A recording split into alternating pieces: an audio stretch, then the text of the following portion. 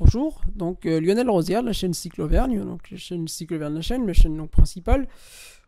Je voulais donc simplement, effectivement, par rapport à hier, faire un petit post-scriptum. Donc j'aurais voulu vous diffuser un documentaire je voulais le mettre en description, sur Paris-Roubaix 1994, donc sur Lio Bosch l'homme. Lio Bosch l'homme qui est donc la première série d'une série là que je suis en train de créer, que j'ai créé, qui s'appelle donc j'ai pris une référence par rapport à ceux qui connaissent Norbert Feuillant et Marc Blondin et Rabier Mentor, c'est-à-dire ceux qui suivent un peu le catch. Eux donc notamment ils éditent une série qui s'appelle La fabuleuse histoire du catch. Et donc moi qui suis cycliste, j'ai un peu cherché. Bon, j'ai trouvé avec Jean-Paul Olivier, avec des gens comme ça, avec David Guénel, Charles Marceau, donc des gens qui s'y connaissent bien, qui sont plus des copains dans mon cas, qui sont des gens très bien. Bon, les chroniques du vélo, le derrière, ces sites sont super intéressants, mais j'ai rien trouvé en français, notamment en français, parce qu'après en anglais, dans les langues étrangères, ou notamment un peu en Europe de l'Est, ou en allemand, notamment via PS Cycling News, ou Pédale ou Peloton Magazine, j'aurais trouvé des trucs intéressants. Mais en français, j'aurais pas les trouvé. Donc, bon, ici sur Twitter, par exemple, quand je suis sur Twitter, je peux prendre aussi, comment c'est dire, Bertrand Guyot aussi, qui est super intéressant, par exemple. Mais là, donc, j'ai décidé de vous faire un peu. Donc, j'ai décidé de vous résumer un peu les histoires totalement méconnues du cyclisme. Notamment certains que moi, j'avais quasiment pas entendu parler, ou que j'avais entendu parler il y a très longtemps. Bon, par exemple, la Lio Bosch, l'homme, pour prendre le premier exemple. Moi, je l'avais vu à l'époque sur Paris-Roubaix quand j'étais gamin. J'avais maté Paris-Roubaix avec mon père, parce que Paris-Roubaix 94, on l'avait maté en famille. On l'avait maté avec les parents, avec papa, donc papa et maman. C'était un dimanche où papa avait pas de compète de canoë, donc oui. Donc ouais.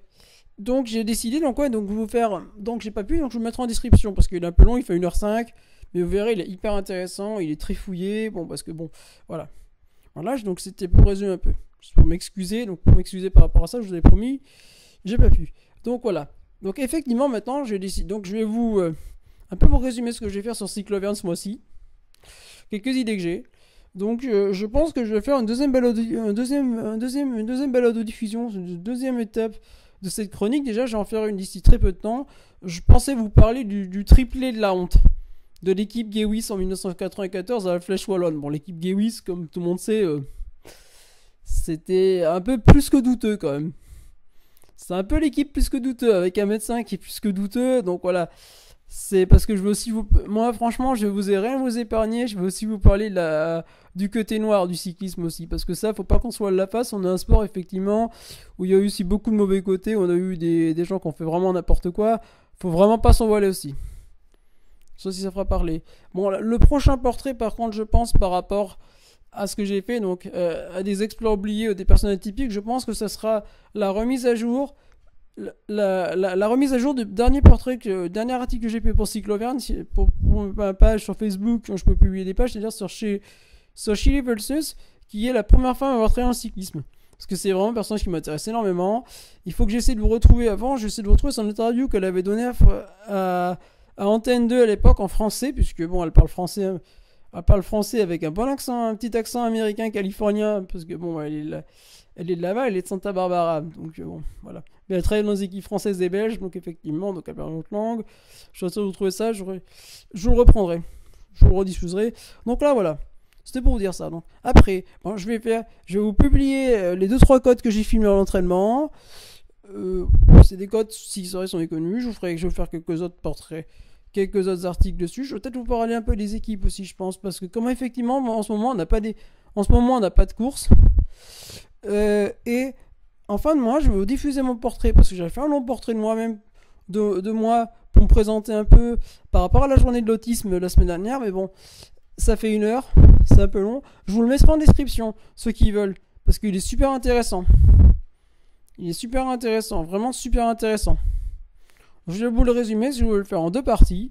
Une partie qui sera consacrée un peu plus à mon enfance, à mon attrait aussi par rapport aussi à CycloGP, à mon attrait par rapport au sport automobile ou à... Également, puisque bon, CycloGP aussi c'est intéressant pour ceux qui suivent que CycloGP me découvrent un peu plus. Voilà. Et par rapport à mon cyclisme, ma pratique cycliste, puisque moi, fin septembre, ça fera 20 ans que je cours que j'ai une licence dans vélo. Donc voilà, bon, ça va être dur de résumer 20 ans en peu de temps, mais bon, je vais résumer un peu ça. Oui, donc je vais vous faire quelques autres sujets un peu, en attendant qu'on ait des courses. Je pensais aussi vous faire un peu, peut-être plutôt au mois de mai, j'ai une vieille enquête que je vais reprendre, c'est un vieux souhait de ma part. Je vous ferai un article sur les sponsoring dans le cyclisme, l'histoire du sponsoring dans le cyclisme, parce que c'est vraiment quelque chose, moi, tout ce qui est cyclisme et économie, ça m'intéresse énormément. C'est un peu comme, par exemple, en sport automobile, architecture, par exemple pour CycloGP, architecture, donc l'architecture par rapport au circuit. Comment comprendre comment on dessine une piste, parce que bon, c'est juste ce qui m'intéresse ici. Voilà, donc... ouais, donc je pense que voilà, et c'est pour ça que moi je vous invite à vous abonner. N'hésitez pas à vous abonner, à mettre des pouces bleus, à rejoindre, parce que bon, je vais lancer un petit Patreon, un petit Tipeee à donner un peu de pognon aussi, parce que voilà, bon, c'est un peu mon gagne-pain, franchement. Donc je pense que vous verrez effectivement qu'une fois que vous aurez vu mon portrait, vous comprendrez pourquoi effectivement, si, parce que bon, moi, même si effectivement, là pour le coup, je vais être franc, j'ai un petit peu d'argent, voilà, je suis pas non plus. Je suis pas non plus quelqu'un qui crève la faim. J'ai longtemps connu ça quand j'étais étudiant. J'ai longtemps connu ça, mais encore jusqu'à peu, j'ai longtemps connu ça. Voilà, la vraie galère. Mais bon, mais voilà. Donc moi, j'ai envie d'être un peu plus indépendant quand même. J'ai pas envie de dépendre des gens un peu. Donc voilà, si vous pouvez typer un petit peu, j'ai pas envie de dépendre de mes parents notamment. J'aurais bien un petit peu. Donc voilà, j'ai quelques projets. Je vous expliquerai un peu ce que je veux faire, notamment. Je voudrais encore améliorer le contenu. Donc j'aurais besoin. Mais ouais, donc voilà. Donc si vous pouvez, une fois que je lancerai le Patreon, que je lancerai le Tipeee, un petit peu d'argent, pas pour le moment. Je vais lancer un site d'ici peu, si. Je vais lancer un, comment on appelle ça déjà. Ouais, donc ouais, n'hésitez pas vraiment pas à vous abonner, parce que moi ça me fait un peu chier quand même. J'ai 0 abonnés sur la chaîne, c'est chiant, putain, merde.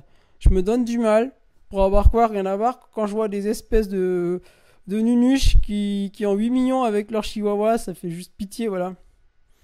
En gros, en France, quand vous faites de la qualité et que vous êtes différent, vous avez rien du tout. Par contre, quand vous êtes une nunuche, que votre cerveau il est tout rabougri, ben ouais, voilà. C'est un peu nul quand même. Bon, on est au courant qu'effectivement, les gens, on va sur YouTube. Moi, je suis le premier pour regarder des vidéos de singes qui pètent, mais bon. Il y a aussi des gens qui font de la qualité et qui en font un peu leur métier, parce que moi, c'est mon métier. Donc bon. C'est un de mes métiers d'ailleurs, c'est un de mes deux. Puisque bon, si ça m'a. Ça fait pas. Moi, pour l'instant, je suis journaliste amateur, mais bon. Journaliste semi-professionnel d'ailleurs plutôt, avec Cyclo-Auvergne.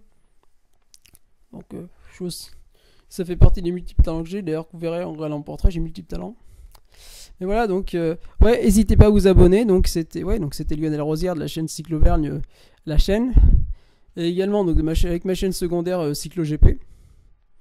Ma chaîne secondaire est aussi intéressante, en fait c'est un peu l'attrait de Cyclo-Auvergne, mais version, vous verrez, version sport automobile. Un peu. Bon, hop. C'était la fin de la première partie. Maintenant, je vous présenterai la seconde partie également. Vous verrez. La seconde partie est plus présentation de la chaîne.